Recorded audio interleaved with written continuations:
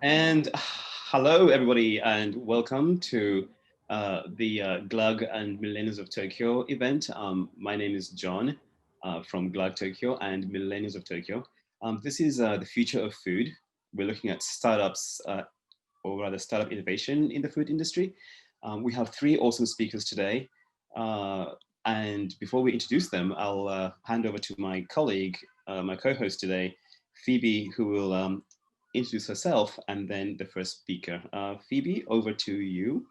Oh, thanks, John. Well, I always struggle with the self-introduction things because I'm never quite sure how to describe myself in one word. But I think when we look at our speakers today, they all have quite a diverse range of backgrounds too.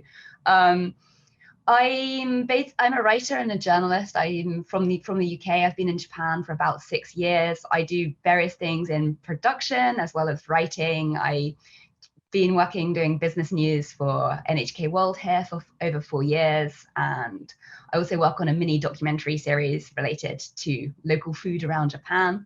So food's always been a big passion for me, but one of the reasons why I think I started talking to you, John, is that I also have been covering startups and interested in the innovation space. So John asked me to jump into this event, so really happy to host and hear what everyone has to say here today. So I think that's enough talking about me.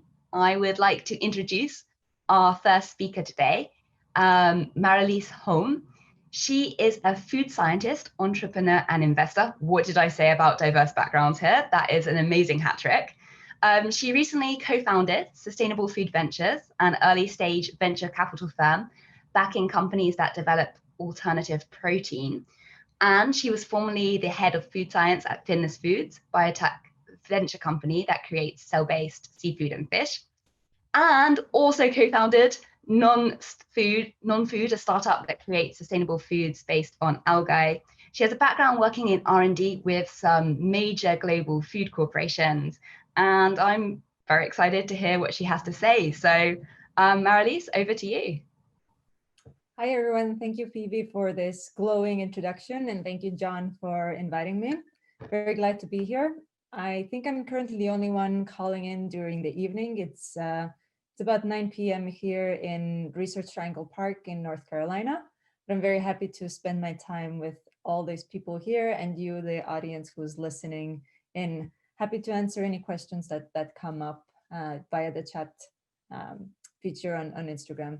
So John, thank you for inviting me. This is actually very exciting that I can be part of the Tokyo series, because my first visit to Tokyo was actually in 2019 in the spring, when I was still with the head of food science at Finless Foods. And the sole purpose of me visiting Japan and Tokyo for the first time was to do bluefin tuna research, and specifically sensory research, meaning to really with my mouth and nose evaluate how does it smell, what is the texture like, what is the mouthfeel like with the best quality of bluefin tuna and the freshest version of bluefin tuna you can find anywhere in the world.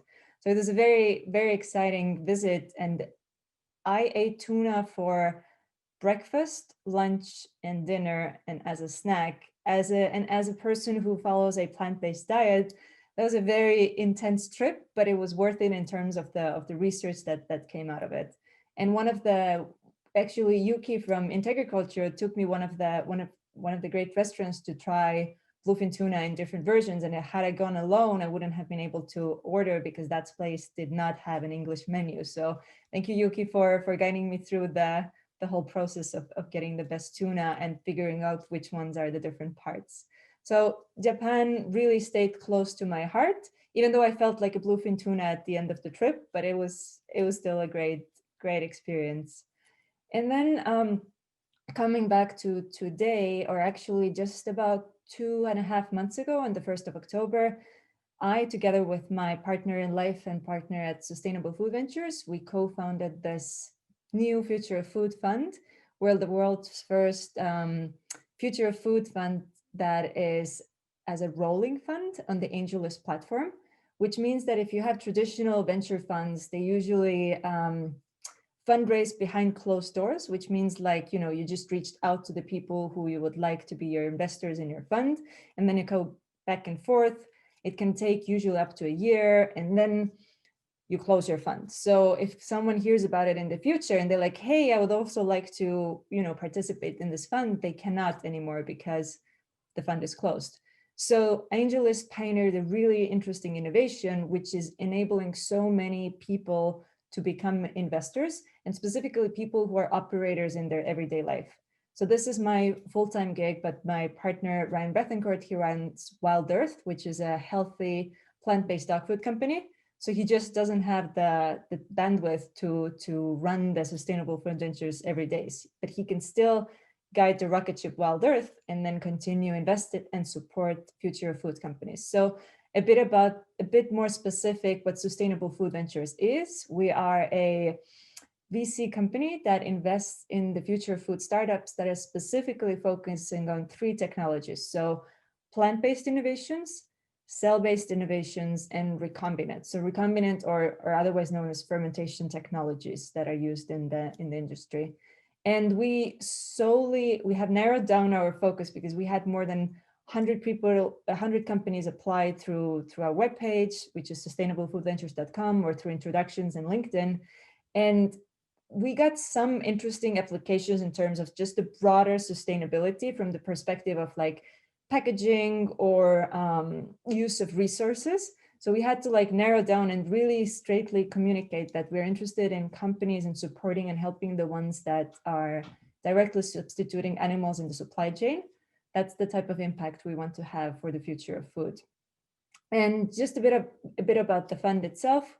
We are making 15 or maybe 16 investments this quarter. We've already made 8 investments, and next 2 weeks are going to be very busy. I'm going to be making the remaining 8 investments. Our typical check sizes are between $50,000 to $100,000. We hope to increase that next year. And then I'm really proud that even though we're based in the US, we've been invested extensively outside of the US as well. And one of the things we really put focus on is to invest outside of the Silicon Valley. We just ourselves moved from the Bay Area to Research Triangle Park in North Carolina. So I didn't even know about North Carolina, or I did know that it was a state, but I didn't necessarily know what Research Triangle Park is. But it's one of the 4 biotech hubs in the US. And a few months after hearing about it and visiting, I just knew that this is going to be the next future of food hub. It has all the talent, it has a beautiful life environment, and it's affordable. So I think if you want to build a company and you want to thrive and have a balanced lifetime at the same time, RTP is a wonderful place where to be. And then just a little snippet, and I'm happy to talk about it later when you have more questions. This quarter, we're investing in 5 cell-based companies. So one is still stealth, and I can introduce them later in the year when they have self-announced themselves. But one of them is called Gelatech. So they do cell-based collagen and gelatin. And what they use as cell material is jellyfish cells because they're abundant in collagen.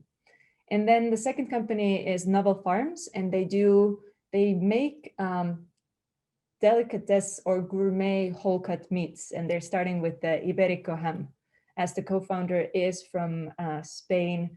She grew up in Spain herself. And then the third company is called Better Milk, and they're making cow's milk for adult human consumption.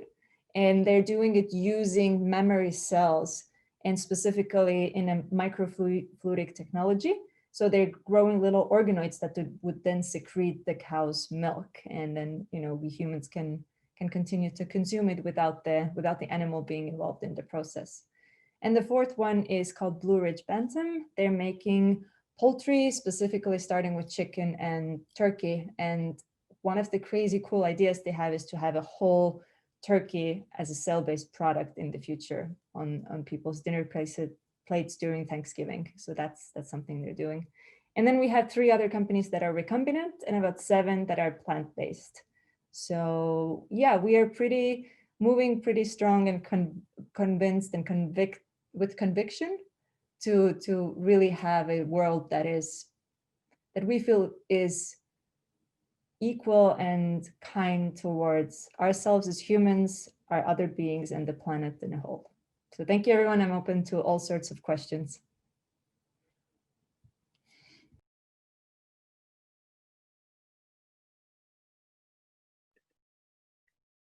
John, are you going to jump in, or do you have a question? Actually, I have something I would like to ask. yeah, just very quickly, Mariliis, I think plant-based or cell-based is kind of self-explanatory in some sense, but what is recombinant again, foods?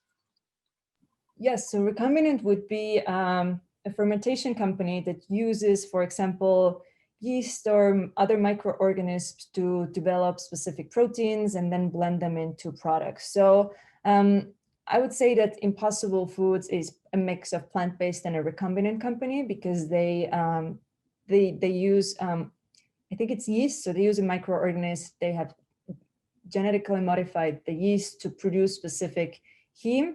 So what they do is like a recombinant technology where they are able to get the specific meat taste by using microorganisms to produce a specific ingredient that then will enhance the plant-based product itself. And in this case, it's hemoglobin or heme, you said? Yeah, exactly. Yeah, so it gives that meaty metallic taste that when I put it in on my plate, I can't wait. I get very irritated if someone is like, yeah, I'm coming for dinner. And I'm like, I'm just gonna start eating because it's just so craveful compared to any other plant-based products that I've tasted in terms of the meatiness flavor that is present in the product. So a recombinant burger would be like a plant-based burger, but like tastes like meat. Have you tried Impossible Burger before? No, I haven't. What is that? Well, you've missed out definitely, because it smells like meat, it cooks like meat, and it tastes like meat. So it's pretty phenomenal. They figured out that something that we miss in the plant-based burgers so far is this meaty taste, and it actually comes from hemoglobin, which is abundantly present in our blood and in the animal's blood. So they figured out how to do it recombinantly, or like, and make it recombinantly, but be it soy-based, basically. Huh, interesting. Phoebe? Oh, yeah, I haven't tried the Impossible Burger yet, but I think the UK has a Beyond Meat version that's pretty similar. When I tried it, I didn't know if they just like didn't cook it properly. So I kind of, yeah. Oh no, go on. Yeah, so for me, there is a big difference between the two, and the big difference comes from that ingredients, the meaty taste that is just very, very different when it comes to between the two of them. So I'm definitely, in the US, we have pretty strong groups of people who prefer one or the other, and I'm definitely the believer and follower and cheer for Impossible. I do like Beyond sausages. I think they're phenomenal, but when it comes down to the burger, I'm the Impossible person. Oh, okay, that's actually really good to hear, because when I tried it, I was like, I tried it specifically wanting to believe in it, and I was like, this is not the thing. So I'll try the sausages next time.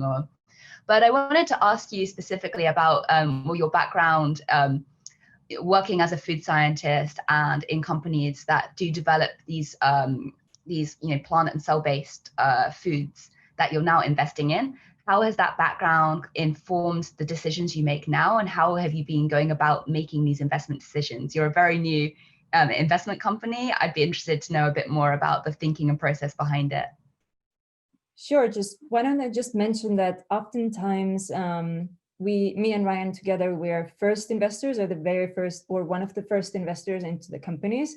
So we don't shy away investing when there's seemingly nothing on the paper and financial model, because the way we invest in people. We invest in missionaries over mercenaries, and we really invest in the vision that the people have, and of course their technology and the skills the founders themselves have. So when you're an early or like pre-seed or seed stage investor, you're mostly investing into the team and into the idea. The financial modeling in terms of like, does this make sense based on our algorithm that we're using to make sure that this investment makes sense in the short term or in the long term as well. We do that we do that, but it's way more important in the early stage to really believe in the team and their idea, because we want to help founders out there when they have a great idea and they just need someone to believe in them. And then, they're hatched and they can go to fly. So for example, my partner, Ryan Betancourt, he was the first investor in Shojinmeat, which is the Singaporean cell-based shrimp company. And I know that Sandy and Kai-Hee, both Ph.D. scientists, really experienced, really knowledgeable, the very solid plan that they were going to do. I think they knocked on all different doors, or sent emails, or just like tried to fundraise for, I think, 4 to 6 months, and no one bid, if that makes sense. And the moment that Brian was like, okay, I'll make the first angel investment. So Sustainable Food Ventures was, of course, not then existing. So the moment he made the first angel investment and kind of like put his word and belief behind it, today, three years later, I think they've raised $21.4 million to do what they're doing. So it's so just saying, like, in this early stages, like, it really, the people really matter. And when I look at my own journey, having science background really helps, because I never intended to be an investor. I never did an MBA or anything like that. So oftentimes what I see in the later stage investing world is that people that are there are incredibly knowledgeable, but their most function is to manage money. So they want to make sure that this investment makes money, because that's the whole point to some people in the investment world, right? But being a scientist and seeing the potential and knowing what the technology can do in the next 10, 20, 30 years gives us really an advantage to spot out the early movers, or the early, like, really believe and see what those systems that are going to be defining the future, or what those technologies that are going to be defining the future are, and really identify those. And then, of course, having a super taster mouth and nose, I can really help companies when they're developing their products, when they need feedback. And yeah, I think I'm very surprised to find myself in the shoes of an investor. When I used to ask people, so how did you figure out what you're going to do, and how did you find what you're passionate about? And they used to say, I don't know, it just kind of came to me. I thought they were lying. I thought they actually had a list and a specific route how they're going to get there. And I think now I can say, yeah, it kind of happened. So yeah, it's been a lot of fun this far, and I love supporting the founders. I love supporting the food science side, and I think the future is going to be really, really awesome when it comes to future of food. Thank you. That was really inspiring to hear. I'm going to pass over to John. Awesome. Thank you, Phoebe. And just to the listeners, if you have any questions, just type them into the event chat on Facebook, and one of our colleagues will pick them up and send them to us on the Zoom chat, and we can ask your questions in the second half of the event in about half an hour or so. Our next speaker is Yuki Hanyu. So Yuki is a chemistry Ph.D. He worked in research at Tohoku University and at Toshiba's R&D Center. He co-founded an awesome project called the Shojinmeat Project in 2014, which is, as they described, the world's first citizen science community for DIY, open source, and cell-based meat.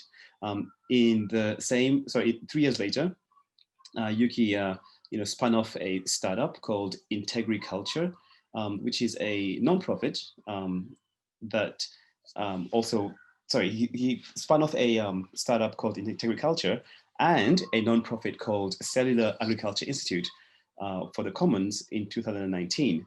The Shojinmeat Project, going back to that, they develop cell-based meat, they engage in public communication, and they influence decision makers. The nonprofit company works with regulators and policymakers in this whole area of the future of food, so-called. And the startup itself, they develop cell-cultured cosmetics, foie gras, which will be launched next year, their first publicly available meat product. And Yes, we look forward to hearing more about Yuki's 3 awesome projects. Yuki, do you have some slides you can share with us? Yeah, thank you very much for the introduction. For the masks, maybe muffling my voice. Okay. Yes. Okay. I'm turning off to the screen share, and so just a quick introduction. So, initially, my venture into the cell-based meat and cell agriculture started with the Shojinmeat Project, and I started this project out of my interest in sci-fi. And so when I'm asked why did you get into cell-based meat, my answer is because it appears in science fiction. And why as a citizen science community? Because that's something I could start with 0 resources. And so Shojinmeat Project launched in 2014, and after the series of events and like new people joining and stuff, it's now its mission is now settled on democratization of cellular agriculture, and it engages in open source cellular agriculture by DIY bio and also public communication by art and education. So including letting little kids culture meat at home. And there are a series of other efforts, and from there, so question: do you mind sharing your full screen? Oh, it is full screen. Yeah, I got it. Awesome. Yeah, and from there, IntegriCulture spun off as a for-profit startup, and then in 2019, there's a second spin-off called Cellular Agriculture Institute of the Commons, which is a non-profit, and technically, IntegriCulture company already existed in 2015 to 2017, but it existed only as a document-only company. It was a company that exists only on documents, and because we needed a legally registered entity to buy reagents and lab chemicals and stuff like that. But that's how IntegriCulture company came out. And just a quick introduction to what the company does. And so it's working on basically reducing the cost of cell culture and scaling cell culture meat. And so for now, I'm not getting into technological details, but it has got this the ultra low cost cell culture technology originally developed at Shojinmeat Project and then transferred into IntegriCulture has got a potential to reduce the cost of cell culture to 1/10,000th or even less. And the technology is called the CulNet System, and we are working on scaling this up. And one major strength of this technology is that it's not limited to meat because it's a general purpose large-scale cell culture system. So it can do like other than meat, like liver cells or even brain cells, and it's not limited to particular species. So we can do cow, human, shrimp, fish, or whatever. And the business model of IntegriCulture company is basically offering this technology to all sectors, including food and non-food. So you could think of things like cell-cultured shrimp meat that we are actually doing with Shiok Meat in Singapore. And we are also working with Nippon Ham, which is Japan's largest meat company. And we are also working on the cosmetics and pharmaceutical and materials company on cell-cultured products. So if you go to bottom left direction, some of the possibilities include cell-cultured fur. And to the bottom right direction, you could think of cell-cultured organs for organ transplant using human cells. And this collaborative scheme actually starts small, and it can go all the way. It can scale all the way to full-scale production, and at the same time, we also have run a project to jointly develop this CulNet system, large-scale CulNet system. And we have like farmers and bioreactor manufacturers and beer companies and the food companies involved. So it's kind of interesting to see that beer companies are involved in developing standardized culture medium, and farmers are involved as cell source. But so that's what we do. But what we're thinking is that especially for the further future, we are thinking about making this technology available to all, including small entities. So there are like certain things to talk about for that, like how much capital is required and how would the DIY bio would influence that. But so there are a lot of details for that. So I'm skipping that for now and just talking about what would happen if everyone, including small institutions, get hold of the cellular agriculture technology, hopefully with our technology. And so some of the visions we have is like local farmers and chefs developing their own meat recipe and brands, and that would allow those small entities to own brands. And there could even be situations like some meat hobbyists come up with their own meat recipe.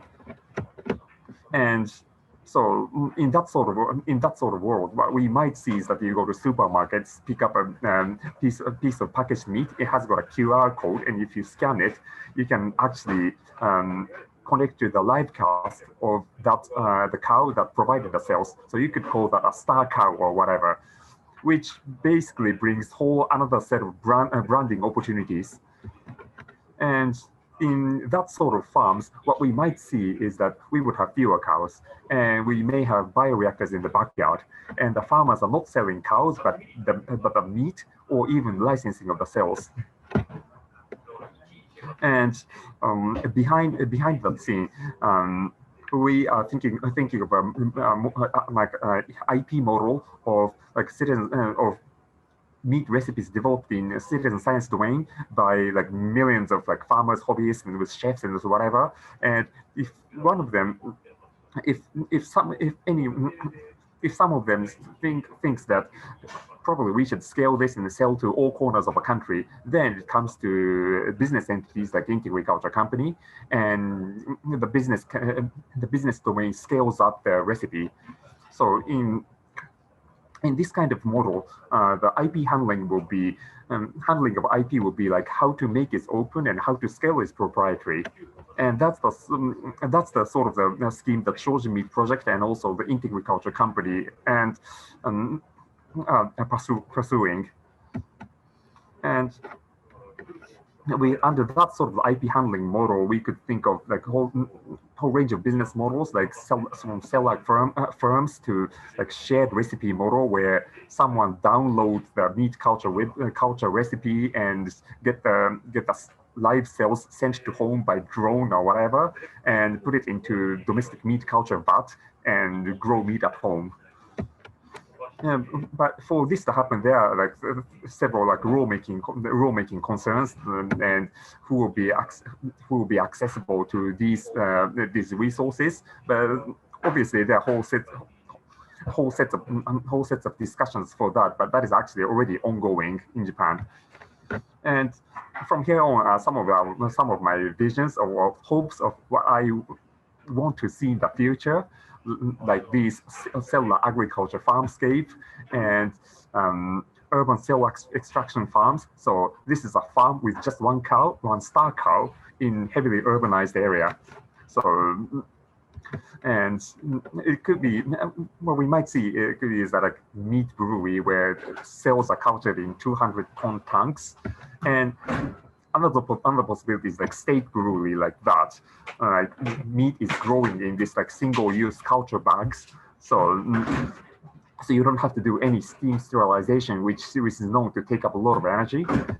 And if it becomes if it enters mainstream, one of the possible scenes we see is something like that, where vast land is reverted to nature, so like rewildering or whatever.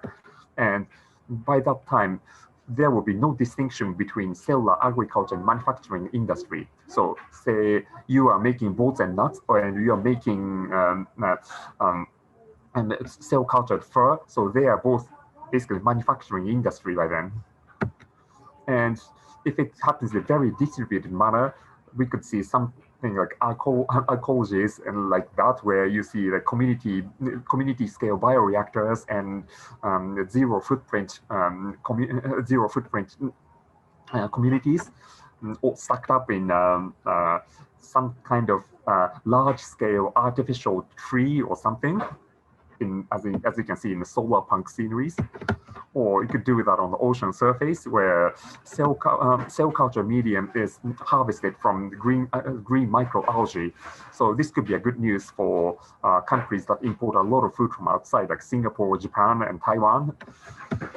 And could do that on the Mars like that. And this is actually what I want to do. Or could do it in zero gravity. But after all talking about all these big things, what I want to see the most is this kind of like daily scenery with the technology just blended into daily scenes.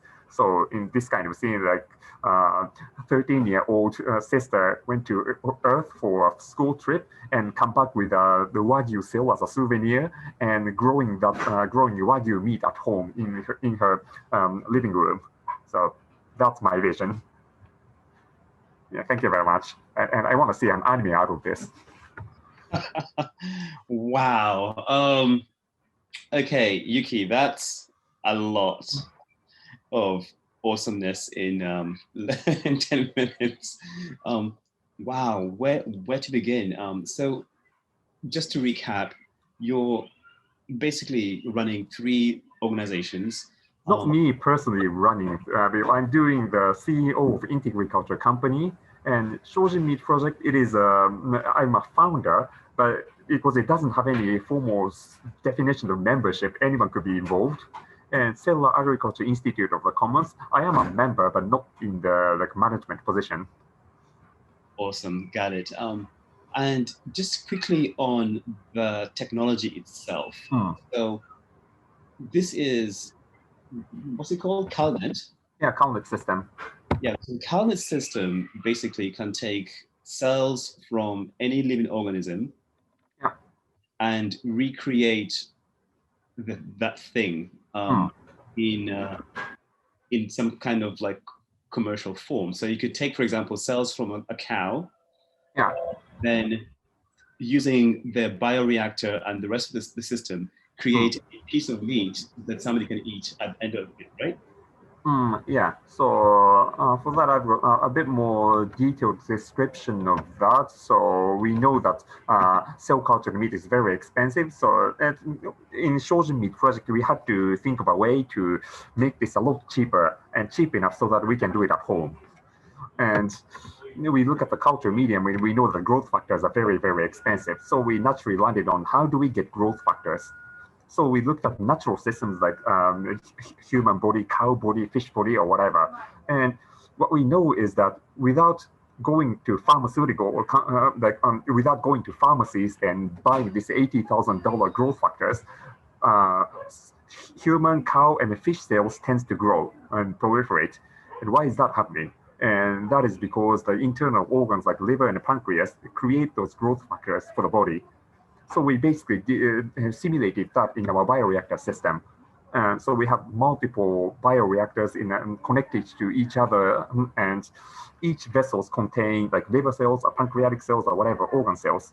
And these cells are throwing at each other the growth factors, and effectively they help each other grow. And which means we can just, and we're scaling that for now, and which means we can culture any types of cells in there of any species. And that's how our CulNet system came about.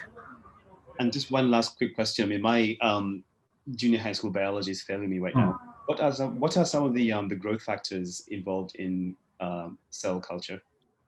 Yeah, so there, I would say there are tens of them, and it's not just growth factors even. And some of the growth factors are known something like IGF and EGF or HGF and those things. But on top of that, we also need stuff like insulin, transferrin, and albumin and all other components that are basically not sugar, amino acids, vitamins, or minerals. So this slide is it's kind of an oversimplification. So strictly speaking, we should say, rather than growth factors there, we should say serum components or something like that. So effectively, we are making cultured serum using our system. And just quickly, next year you're planning on producing your first commercial product, is that right? Yeah. So one is cell cultured cosmetics, and the other is cell cultured foie gras. Awesome. Phoebe, any quick questions from you? Oh, I could talk a lot, but interesting. Why, first of all, just why foie gras? I'm just interested. Yeah, because it's technologically easier to make and it has got high unit price. So it makes business sense. It makes more business sense compared to steak, at least for now. All right. I just thought that was great. No, I love the scope of your vision, and how sort of long term you're thinking, and how this can revolutionize the way, well, our entire relationship with food. I was interested to hear that you're working with Japan's largest meat company, and I know that from your presentation, you're hoping to give this technology to people so that they can start to grow their own meat. But this is such a massive disruption to the entire system. I'm wondering how you're talking to meat companies and how you're going about getting people on board, because for a lot of people, this is still the realm of science fiction, or this is maybe a legitimate threat to their business model so far. Yeah, so that's the sort of things that Shojinmeat Project and Cellular Agriculture Institute, the Commons, are better at. And from the Shojinmeat Project side, it's basically kind of showing all these like science fiction manga and anime imageries, and it basically tells people what the future might look like, and they can do all the thinking. And on top of that, now becomes more seriously business stuff, which belongs more to Cellular Agriculture Institute of the Commons, and they are also involved in all the rule-making effort with involvement of attendance from different sectors, from the government, private sector, and there's academics, and also like non-profits, and all these efforts combined, showing not necessarily concrete solid, but at least shows the possibilities or potential ways to the future. And with all this effort combined, existing food companies and farmers are also seeing potential business models which are sort of listed in something like that. Sorry, just to jump back in, you mentioned you were working with a large meat company. I'm just wondering how you've been approaching people and what their reaction has been so far. Yeah, so to be honest, I don't know what their first reactions were, because Shojinmeat Project and Cellular Agriculture Institute, the Commons, and all these things are basically distributing practically public domain information all around. And what our first meeting is not necessarily the first impression they have. So up to nearly all of the meetings we do, the counterpart has already seen these materials and then come to us. Oh, so they approach you, not the other way around. With a certain level of knowledge on cellular agriculture, because Shojinmeat Project and other entities distribute whole tons of free information. Okay, thank you. I've just received. Do you want to say? I've just received one question from somebody watching, and they're interested in how to ensure hygiene standards and safety when it comes to people growing things at home. Could you elaborate a little bit on that, please? Yeah. So that is still work in progress, and that is also one of the reasons why IntegriCulture company is not immediately launching domestic cell culture VAT or stuff like that. And so what we think is that initially there will be more centralized facilities, and then as the technology progresses, it becomes cheaper and cheaper and becomes more accessible, more to small institutions. But at the same time, what is important is that we have to keep this knowledge and movement that small institutions can get involved in cellular agriculture to prepare for that moment. Thank you. That's super interesting, and I'm sure we'll have some more questions and discussion on that later. John, if you're okay, I'm going to move on and introduce our next speaker. All yours. All right. Okay. Thank you. So our next speaker is Krause, director of the Kyobashi Living Lab, and he leads operations for the Future Food Institute here in Japan. Well, the Future Food Institute, it's actually from Italy, an Italian-based nonprofit looking at the role of food and supporting innovation in a broad range of fields related to food and agriculture. Now, Chris has a background leading business development initiatives for disruptive food companies in the US and UK. And now at Kyobashi Living Lab, his work focuses on fostering sustainable food ecosystem through community building, education, and of course, innovation. So I'm really looking forward to what he's got to say. Chris, I'm going to hand over to you. Okay, thanks. Thanks very much, Phoebe, and thank you guys for having me. And thanks to Mariliis and Yuki as well, and John. Yeah, that's a tough act to follow. What Yuki just presented, that was pretty very eye-opening for me. Very cool to see. I still, there's a lot about actually cell-based proteins, cell-based meat that I need to learn. So I'm excited to learn more about it, and I'm excited to kind of chat after I quickly just present what we're working on. So we're kind of approaching it. I'll go ahead and just share my screen. I have a quick presentation. One sec. Can you see it okay? Yeah, okay. Yeah, so I'll just give a quick background on what Future Food does and on what we're doing here in Japan. So as Phoebe mentioned, we're based in Italy, but with some hubs and people and projects kind of going on all around the world here in this lower quadrant. So the main areas we focus on are knowledge, innovation, and community. It started with education and knowledge building and kind of awareness around food in schools and in Italy about 8 or 9 years ago, and then it kind of grew and branched out into community building with a living lab in Bologna called Scuderia Living Lab, where all kinds of food events take place, and we have a food alchemist team of chefs and food scientists who do a lot of cool experimentation around fermentation, including actually a lot of stuff recently, especially around how fermentation is playing a role in new protein alternatives. So they're doing some really cool stuff with that, making a bunch of interesting kombuchas and drinks as well. So there's and we're hoping to get a lot of that same feel over to Tokyo eventually, but using them as our inspiration.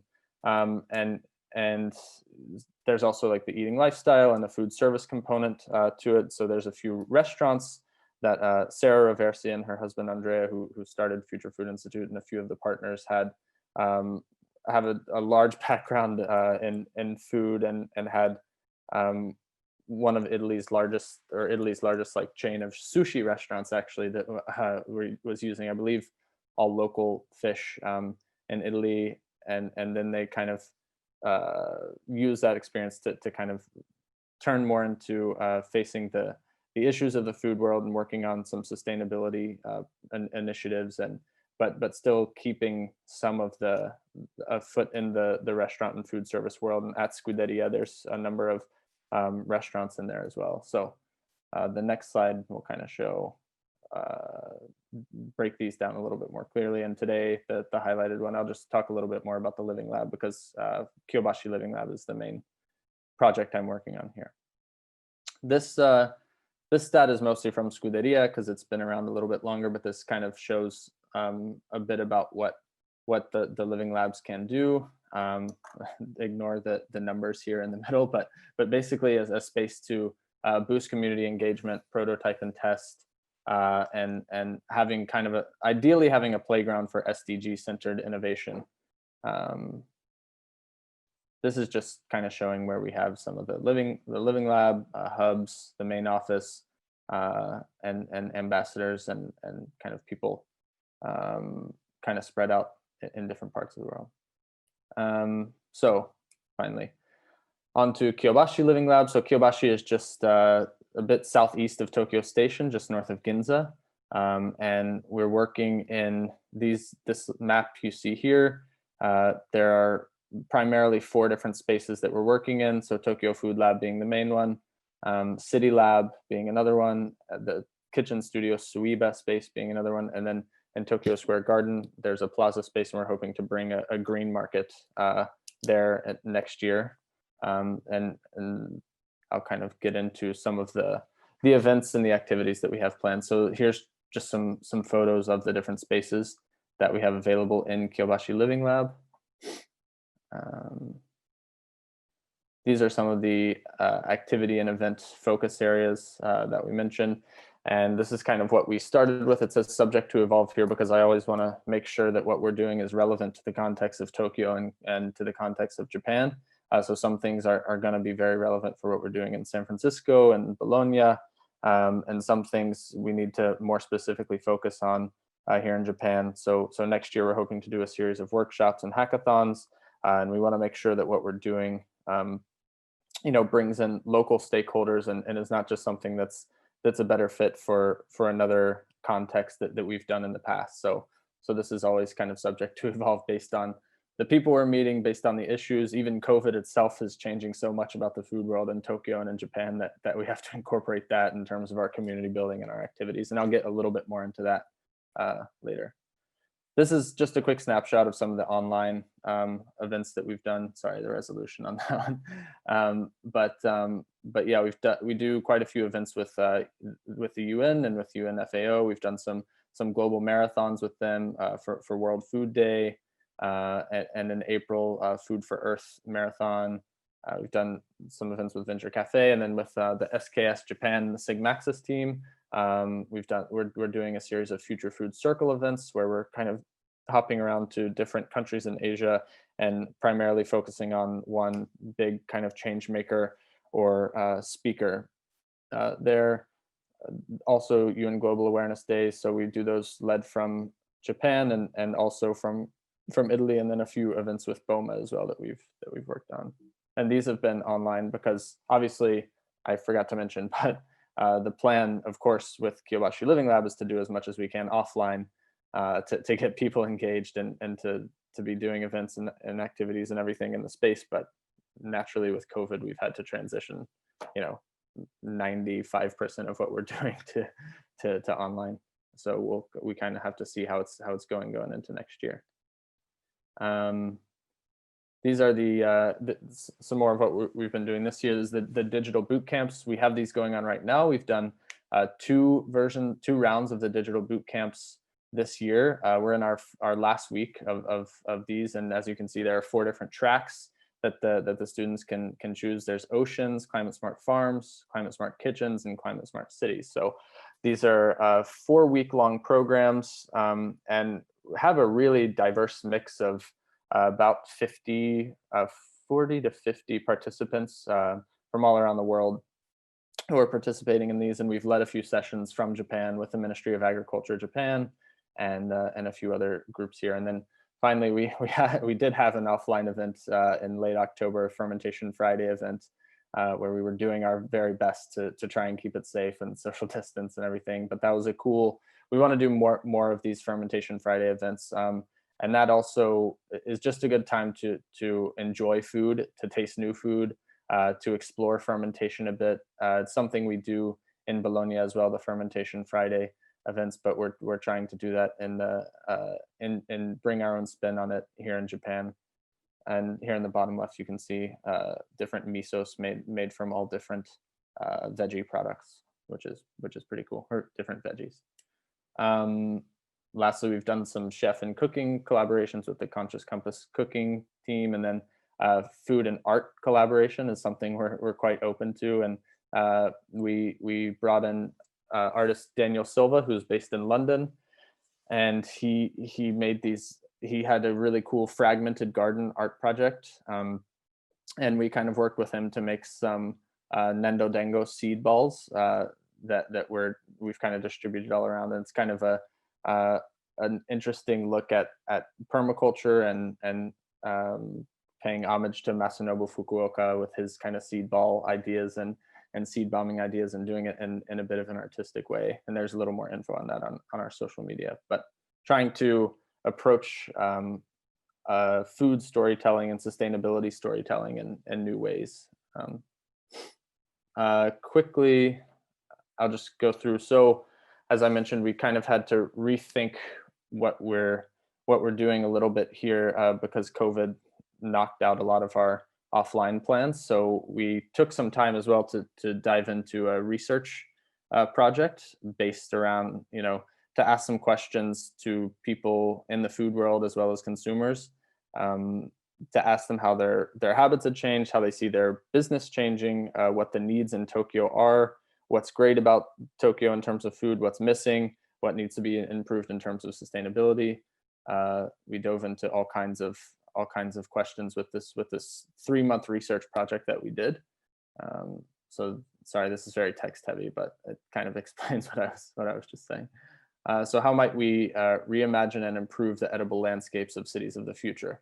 So this one was quite a urban focused kind of question and prompt, Tokyo specific, in the context of COVID again.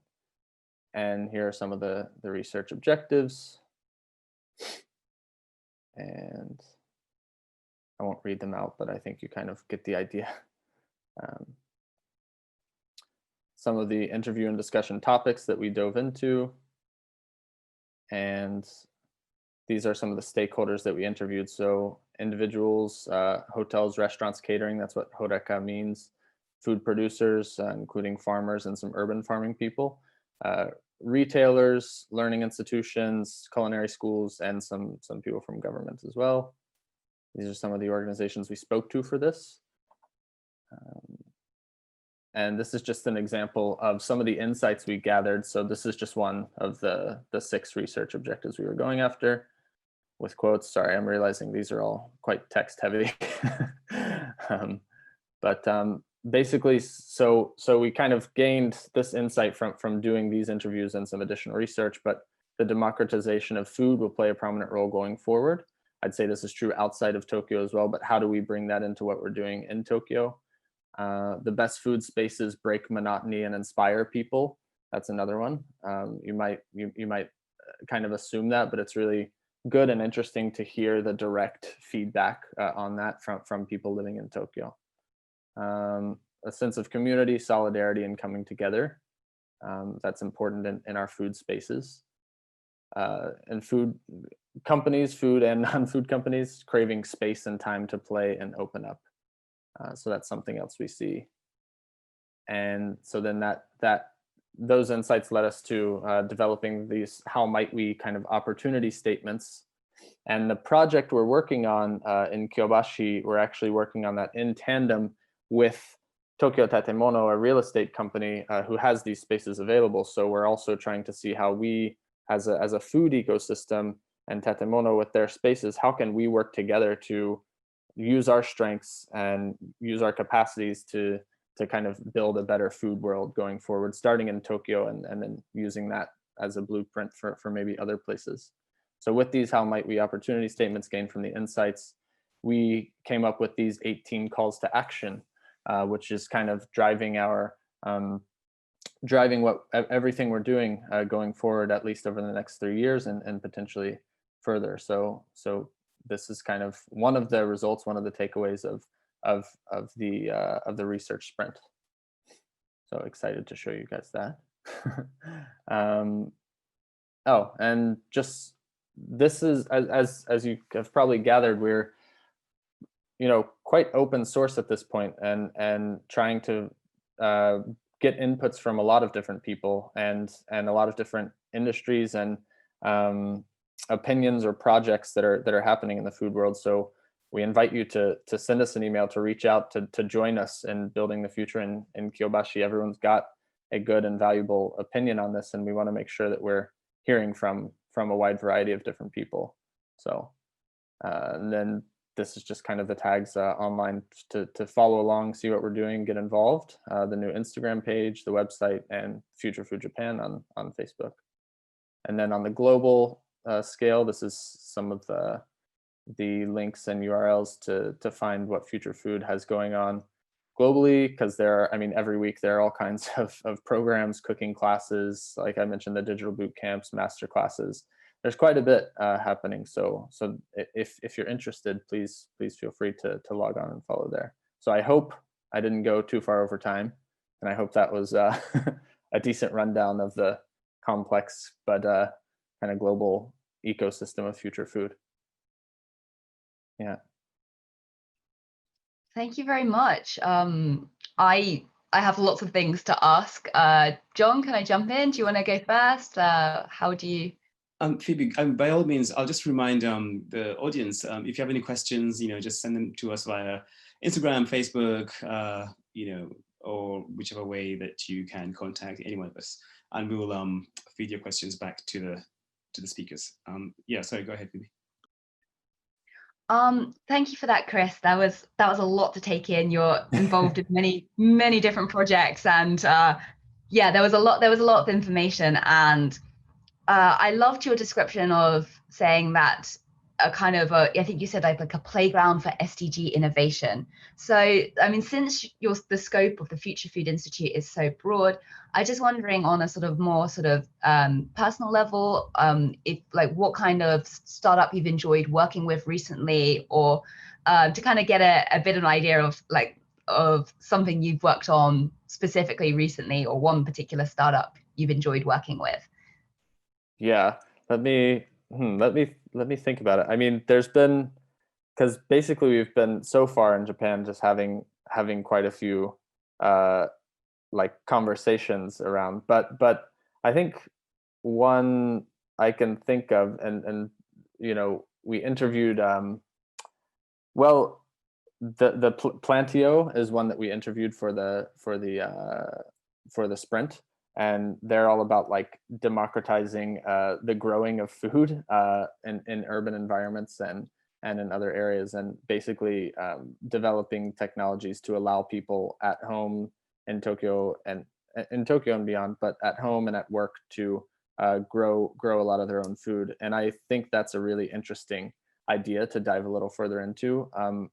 I've also started growing a lot more of my own, well, not a lot, well, a decent amount of my own food at home.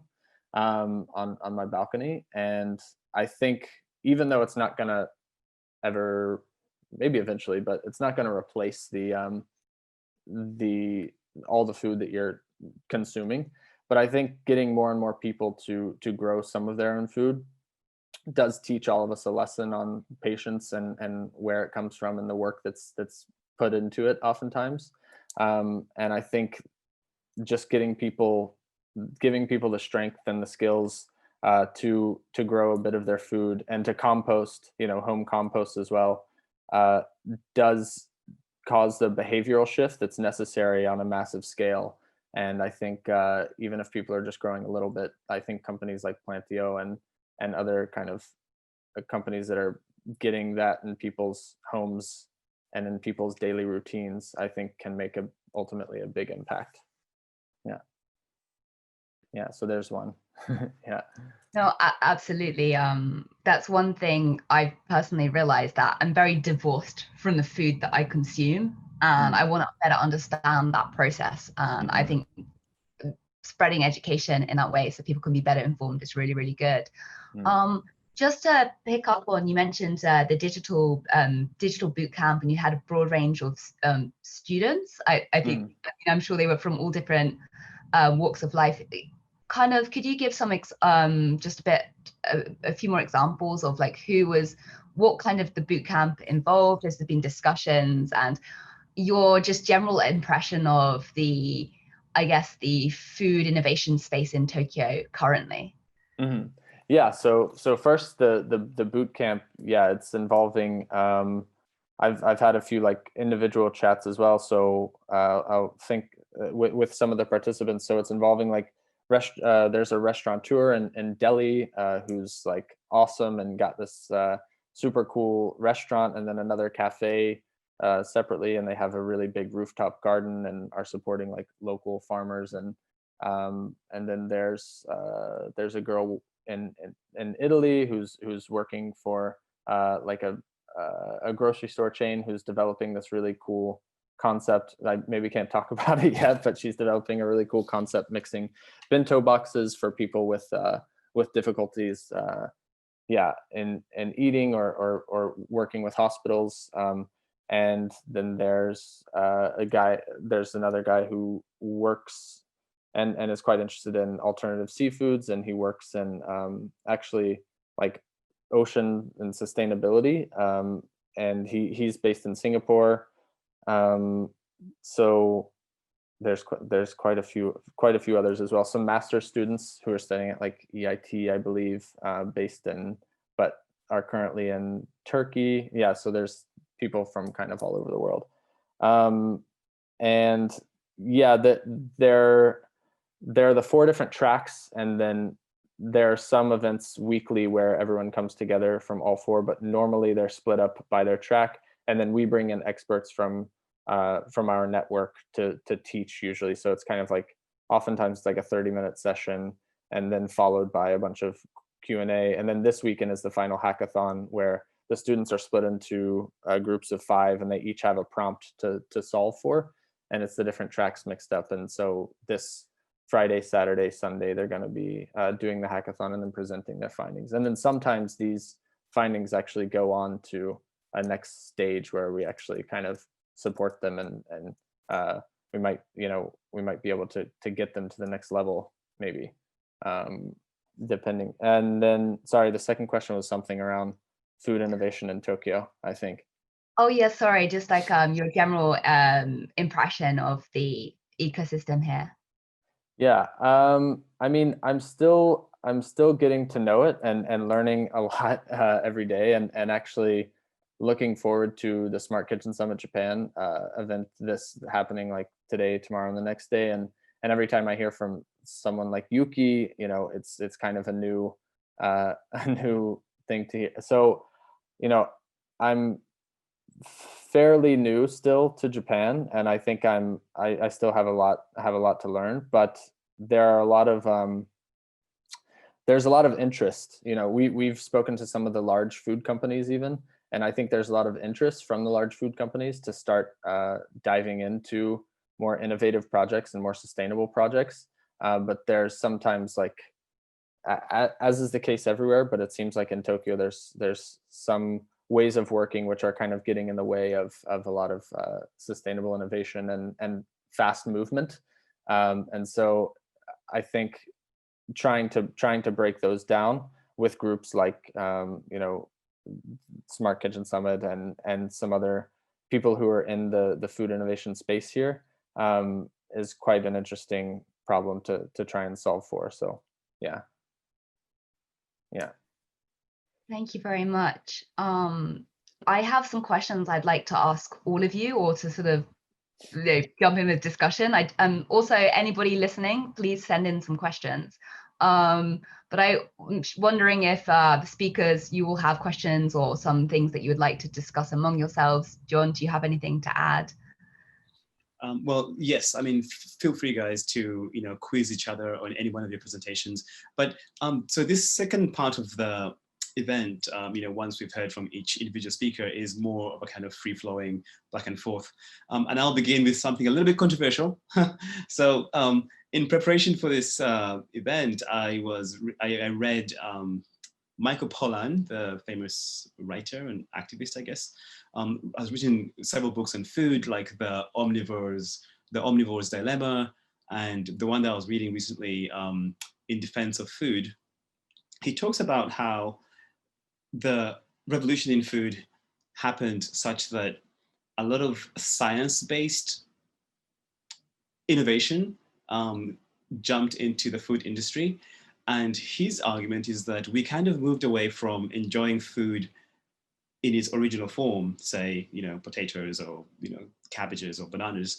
And we kind of shifted into a sort of lab-inspired approach where it was about nutrition, what he calls nutritionism, such that it didn't matter what you were eating. It could be a bowl of cereal, the fact was that, a whole bunch of scientists had, embedded the cereal with a whole bunch of nutrients, shall we say, that made the bowl of cereal a kind of medium through which we could imbibe the right nutrients into our body.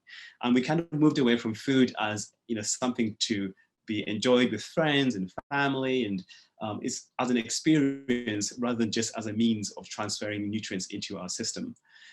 It's a bit controversial, I suppose, but what are your thoughts on the, as it were, innovation that early science innovation brought into the food culture, which in a sense changed culture away from enjoying food for its sake and rather looking at food as simply a vehicle of bringing nutrients into the system? Who wants to go first on that one? From my point of view, that's sort of like a nutritionism or something. Is I think it's a result of current form of capitalism, where you have to sell your own time to consume, and to do that, people are basically forced to reduce the meal times and sacrifice the times with friends, and naturally turned to that sort of nutritional food. So I think there's like an even bigger root cause for that. So you think there's a kind of like a financial incentive that's been driving this, a capitalistic incentive? Yeah, and we know that capitalistic incentive is not doing good to humanity anymore. Well, or maybe from the first, I don't know, but yeah. Anybody else? Yeah, I would love to comment there, and that's a really great question, and one I think about often. Michael Pollan is probably my favorite voice in the food world, I would say, actually. I say that it could change in the coming months, but I love the way he boils down very complex ideas and makes it very human, and very relatable. I think we do have to watch out for, and a lot of what Michael Pollan's talked about in his documentaries and books also is, after World War II in the U.S. at least, the impact that the growth of quick food accessible to everyone, and frozen food and newly packaged food and highly processed food has made, not only in the U.S. but globally, is scary and pretty bad, and we have to kind of keep an eye, I think, on how we use science in the food world, and we kind of all approach it in different ways from personal interest. Like I would prefer that we all get a little more in touch with and knowledgeable about nature and natural processes. But I totally understand there are different ways to approach it. Like Yuki said, his interest in food kind of first came from kind of science fiction, and which is cool, and which I also appreciate. So although he and I probably come to food through totally different avenues, I think there's probably a lot that we can agree on. And I also agree with what he said about the nutritionism idea kind of being a result of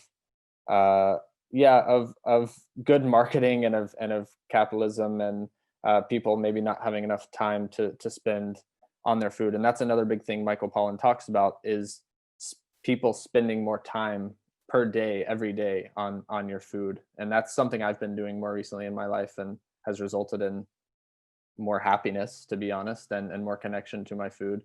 And it's a behavioral shift to make, but I think that's also something that shouldn't be discounted. Yeah. I mean, in some sense, food used to be central to our lives, right? But in trying to divide our day up into the most optimal 30 minutes of each hour, we've decided to demarcate breakfast as being so long, and lunch as being so long, and dinner as being so long. And how can we infuse our body with the right amount of calories and energy in order to do the rest of our day? But actually, I don't know, I'm guessing a few hundred years ago, food was the rest of your day. Mariliis, any ideas? Yeah. I'm caught on the word natural, but I don't want to go there, so I'll just skip that part. But I'm just thinking about one company that opened my eyes a bit, and I thought I was pretty well personally or researched into the space of like plant-based alternatives and cell-based world. And one of the companies that I want to talk about that is our portfolio company is called Mariliis Bio. And what they do is they do plant-based honey, and they use some recombinant technologies and biotechnology to actually make real honey, but plant-based, right? So I was like, I'm myself plant-based, and honey was like the last thing that I was not really seeing the need to substitute with plant-based version. Because I mean, it's honey, and we know that bees are dying, so they're good for the environment. And right, I was like, it doesn't really make sense to focus too much of my attention there, until I talked to the CEO of Mariliis Bio, who said that, did you know that there are 20,000 different bee species out there, and we are currently just monocropping one? And I was blown away by that fact. And beekeeping is a tradition for thousands and thousands of years.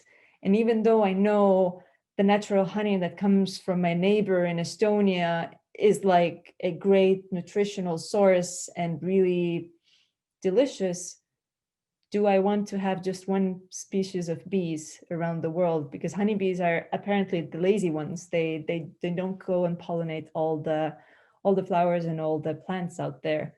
There are 19,999 other species who do the work and who do it more diversely. So when we look back to the technologies, which are for my perspective, the old animal-based technologies, I just don't see how in a diverse future that is blooming with life, how they still remain valid when the alternatives, current day alternatives, plant-based, cell-based, and recombinant become the dominant ones, being more inclusive for the whole environment and also less harmful for our own health, but the planet's and other beings' health in general. So I do hear Michael Pollan in terms of like eating food that is nutritionally dense and not just for the calories. But when it comes to everything else in the current food system, I hope we aspire for a more colorful and nutritious and delicious world.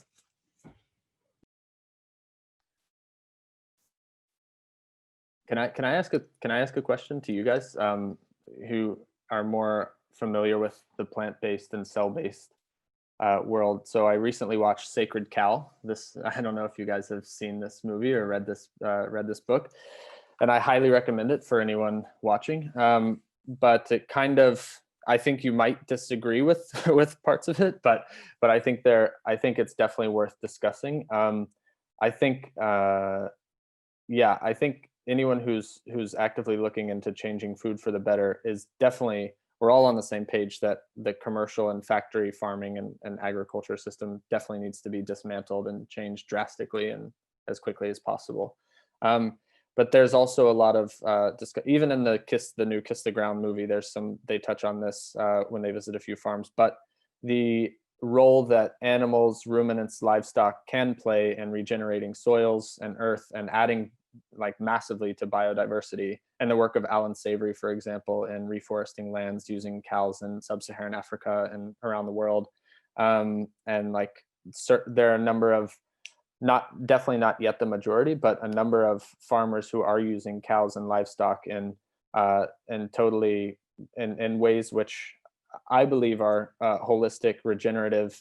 I mean, it's not just my belief, but I think the science speaks for itself and what they're working on.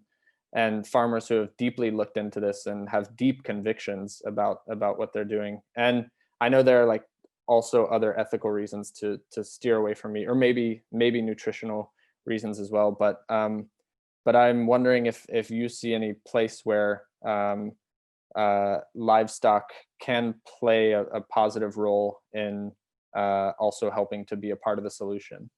Yeah. So, Yuki, go first. Okay, so it goes back to what I was showing before. So I think we would be talking about sort of human-controlled biodiversity or complete wilderness. And I think that's the sort of two zones we have to think about. And if we are thinking about absolute number of biodiversity, probably rewildering is better. But if you are thinking about, if you're talking about human central ecosystem, which is like urban environment, and biodiversity in sort of human, in biodiversity in an environment controlled by humans, I think that's where livestock would fit in like in a manner like that or like that. I don't know, but I think that's the place for livestock in the future, even in the age of cellular agriculture.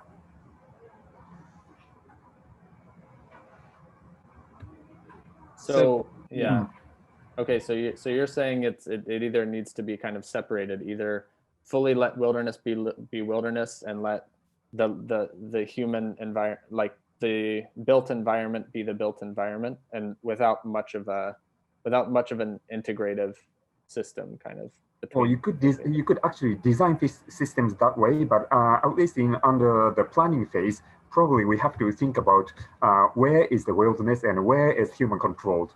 So in this kind of picture, probably all the hills on the further back are probably wilderness, but all the forests in the nearby scenes, like between the skyscrapers, that's probably the ecosystem under human control. So I think we have to make this the distinction between these two first, and then think about what ecosystems we should design there in each zones. And do you think that that urbanization in the way that it's going now then could continue to be a good solution to it seems like you would maybe support urbanization and more people living in kind of closer areas as a more sustainable option for food mileage and things like that. So ultimately, I think that's one way of doing. So if you push that to extreme,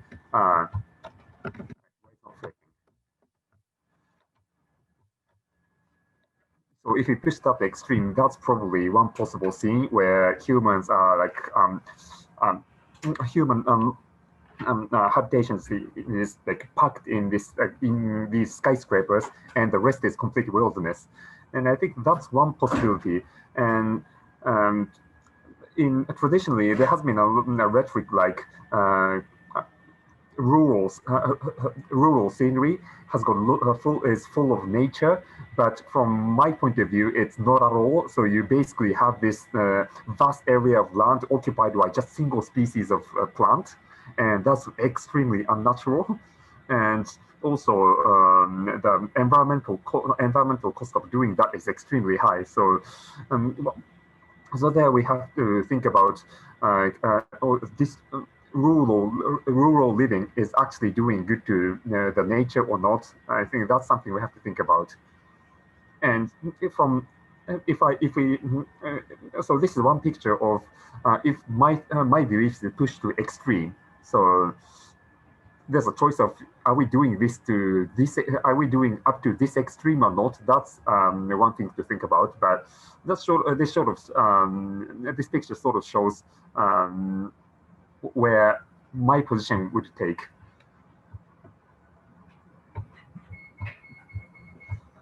Awesome. Mariliis, you want to add something? I think Yuki did a really good, like, really deep, really like high overview and really distant like view and how things could be. And I sort of agree with it in a sense of in the short term as well, that the animals are there for the purpose of biodiversity, then let them be. Don't do it with the aim of eating them in the end, right? So just putting that out there. And it's the eating animals as a lifestyle, I guess, or a personal belief system has been a journey for me for the last 5 years. I started off thinking that vegans are the most weirdest people in the world, to like becoming one of them. So I've had a very 180 journey. And the same with cell-based meat. I thought it's the most horrendous thing in the world until I had the magnificent chance to work together with Yuki, and him really walk me through the process and explain and then show me the possible future, to being like, okay, not only do I believe in it, but I actually want to be part of it. So yeah, it's. And so, and just on that, that note, we're maybe like 15 minutes or 10 minutes away from the end. Just quickly, how did the three of you end up where you are today? Briefly, what was the motivating factor that brought you to where you are today? We'll begin with Chris, and then we'll go to Mariliis, and then Yuki. Yeah, so I've always had an interest in food. I didn't like study food at university, but the interest was there, you know, since before and during university to do something in the food world, and became even more interested in food when I moved to New York and got to know some chefs and some kind of restaurants around the area, and then eventually worked for a food brand, which did have a good kind of ethical compass and good ingredients and sourcing practices and stuff, and then kind of watched that through the buyout by a massive food company. And my interests in food, you know, the more I stayed in food, the more I learned there's a lot more to be done besides just enjoying and seeing cool brands and cool restaurants, etc. But there's a lot of problems in the food world, and so I wanted to shift my focus from just like a brand and marketing perspective to diving a little more into some of these problems and trying to help solve them, and also personal nutrition as well. I have a chronic disease, which is like connected to, I know a lot of us have chronic diseases these days, but it's quite deeply connected to certain food that's certain foods. And so there's a lot of personal interest there as well. And I just keep coming back to food and how we can improve the food world as the solutions for how I might be able to make a difference, and, you know, kind of longer term. And that led me to doing a boot camp and getting more involved with Future Food. And then that led me to here today. So I hope that's it wasn't a direct linear path, but yeah, that's kind of how I got to this place. Yeah. All paths in retrospect are direct. Yeah. Mariliis? Yeah, so I always like to eat, not necessarily cook, but to eat. I really, really enjoy that. And around, I don't know how it was for you, but in high school, I had to do a research project, and I was totally, and I had I perceived pressure from my grandparents that are like, so Mariliis, what do you want to do after you graduate from high school? And I was just like, I don't like when I don't have an answer, but that one just, I never had an answer. So I did a research project, compulsory in my high school, which was, what are the future plans of my peers? So I just tried to scout out what others are doing because I had no clue what I'm going to do next, right? And over the course of that process, I discovered that I like to eat. So I like food, and I'm good in science. So coming across the area of food science just kind of like made sense. And then I tried, in last year of high school, I tried working as a sous chef, and I also toured a few food industries in Estonia. And I just felt like being a chef was very cool, but it was very intense on the physical end of things. And having played basketball, I've had a knee surgery, so that was not an option that I could have had for like my life. And also intellectually, it wasn't stimulating enough in terms of like science and mathematics and chemistry and physics and that part. So I went to study food science instead, and I've never left from the food industry. It's been wonderful, but I've changed a lot over the course of my career. And I still really like the tasting part of things. I've been blessed with really sensitive nose and tongue, so it's a blessing and curse at the same time.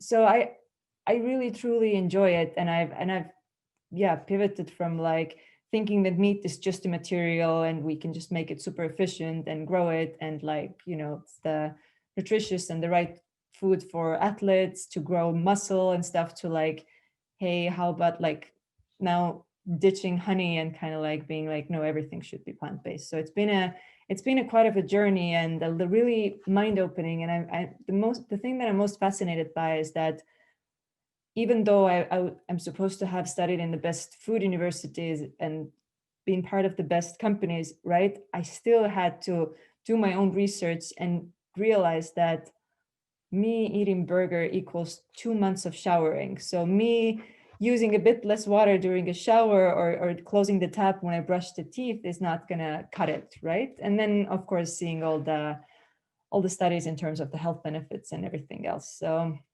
yeah, it's been a journey, and food is really, really close to my heart. And now Yuki and everyone else developing the cell-based solutions, like I don't need to make compromises anymore. There's like, when I look at my fridge, here in the US at least, it's the same as it was before, but I feel better towards the way my body feels, and also I feel toward the planet and the future generations. So I mean, it's exciting. We are seeing more changes than we've seen in the last 10,000 years. The next decade is going to be fascinating. So I'm very excited, and I encourage everyone to join as a consumer, or to join as an entrepreneur, or join just as a consumer.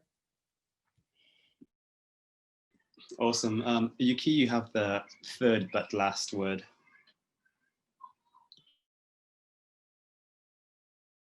You're mute, Yuki, you're mute. Sorry. Yeah. So the reason why I got into here is basically all out of the science fiction anime, or like let it be Macross or Gundam or any like other anime, but initially I thought like it's cool to have all these things in reality, and that's how I started my effort. And if I am to do that, I wanted to do this in the funniest way as possible, and that's how I started with like do it at home and make it open to all, rather than like big companies or universities doing. But after doing that, I had to face all the grown-up stuff like SDGs or money and venture capital and stuff like that, and that's how I landed here. Sort of against my will. I wanted to completely stick with all the science fiction anime and the citizen science community and stuff, but yeah, that's where we had to do some reality check. So yeah, that's how I'm here. Well, I for one am glad that you are where you are. Phoebe, you wanted to? Well, I have tons of burning questions, so this might lead things to run over slightly, but I wanted to just backtrack, and I'm going to say a lot of things that kind of interested me that interlink, and then you can all jump in with whatever interests you out of that. So we were talking about like the role of livestock, or the role of, you know, growing plant-based, cell-based meats, and, you know, one, to be kind of controversial, I think it's always slightly opposite to what John asked earlier. There are some people who say, you know, what is the point when we could just eat more vegetables, in making all this effort to develop these kind of, we could just eat more vegetables or other things to develop these kind of technologies. Like, I'm not saying this is my opinion, but there was actually a whole article published, I think last week, like promoting this kind of, well, discussing this way of thinking. And then there's the aspect of people, we've touched on this slightly, people feeling a little bit suspicious or disgusted of these kinds of foods.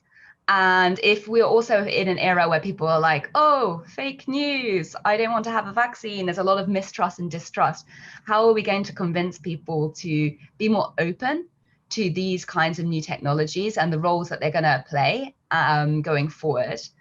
And just a last topic I wanted to touch on, but maybe related to this, all three of you have touched on the concept of democratization of our food system, of people having more power over, you know, what they eat, producing it themselves. And I'm wondering if allowing people to be closer to the food that is produced, or producing it themselves, that could also help to change people's way of thinking and their relationship towards these new technologies. So that's a lot of ideas there. Who wants to jump in where? Maybe you three can take one of those. So we're gonna start with, you know, how do you eat more vegetables? Is that the solution? Or how do you deal with trust in the industry? And then the third aspect was, what was it, Phoebe? Democratization. Democratization, yeah. So who wants to take one of those? I can go ahead with the eating vegetables.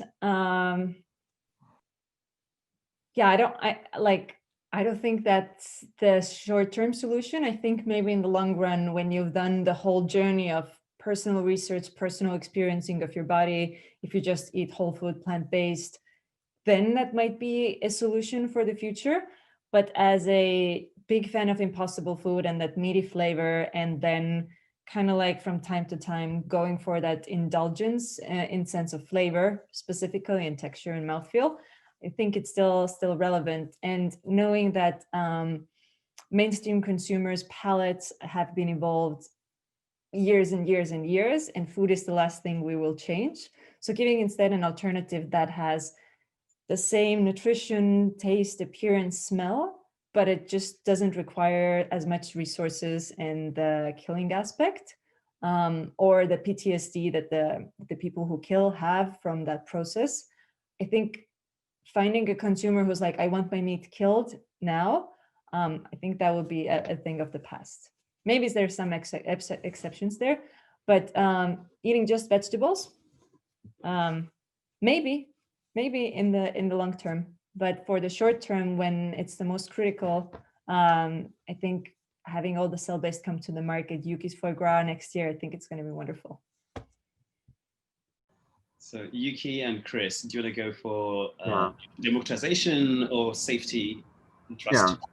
Yeah, for consumer acceptance and democratization, what I looked at is basically letting 10-year-old grow meat at home. That alone carries a quite strong message. But one is the sense of ownership of the technology by the commons, and also by showing how easy it can be, it basically forces all existing players to take action.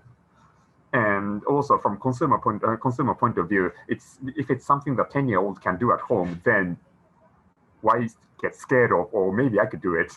And so and that's one, what is it, or fulcrum, or the point to hit. That's like 10-year-old growing meat at home. And that's where, but because it carries such strong message, that's where I didn't make a compromise and strictly stuck with the citizen science community to do that. That's awesome. Chris? Yeah, so I think maybe trust in the industry would be one of the points to touch on. Yeah, it's a good question. And actually something maybe I wanted to ask you guys anyway.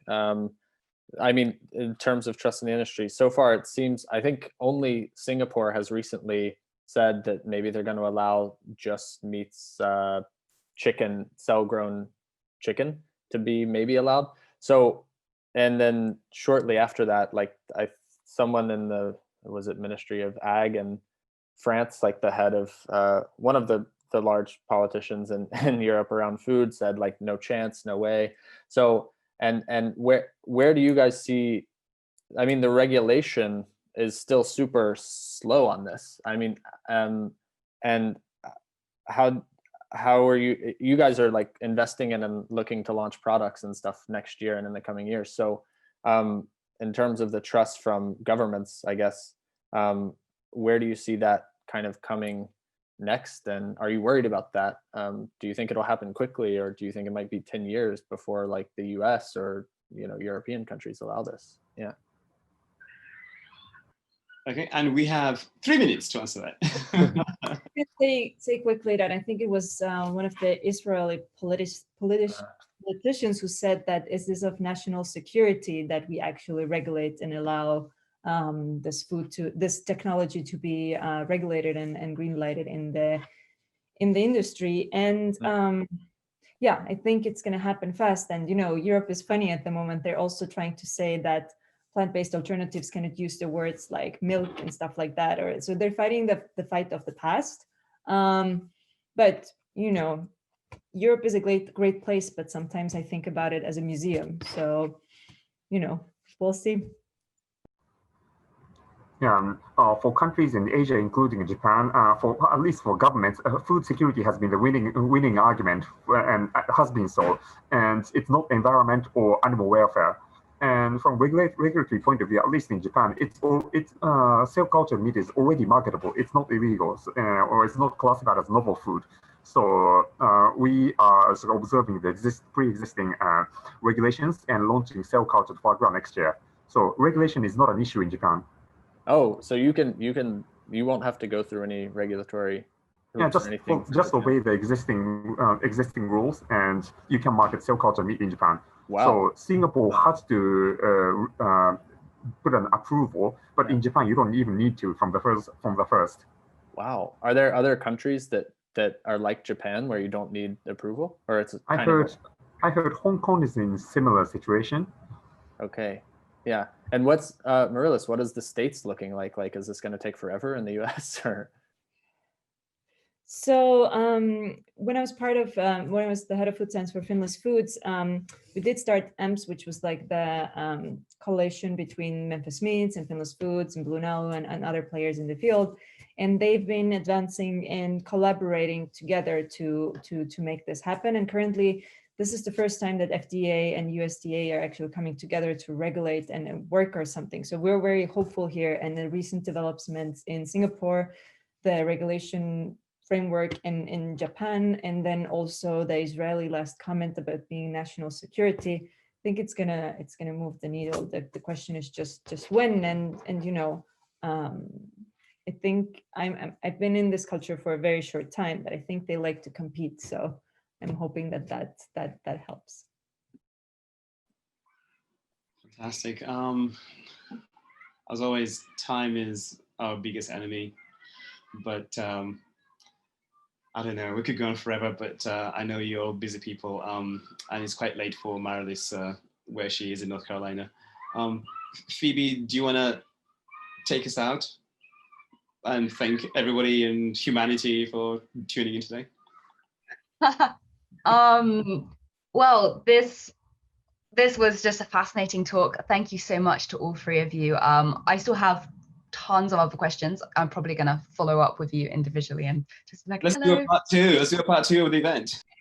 No, I've also just received some really interesting comments. So it sounds like people are being quite inspired by what you're up to. And I think just to close out the discussion, I think all three of you touched on things on the sort of consumer, the individual level, like personally, like, you know, what can be done at home, like how you can take control of food at home, but also the wider implications for the whole system, what it means for our cities, and just I mean, if that comes down to what it means to be human, that's certainly like our food system.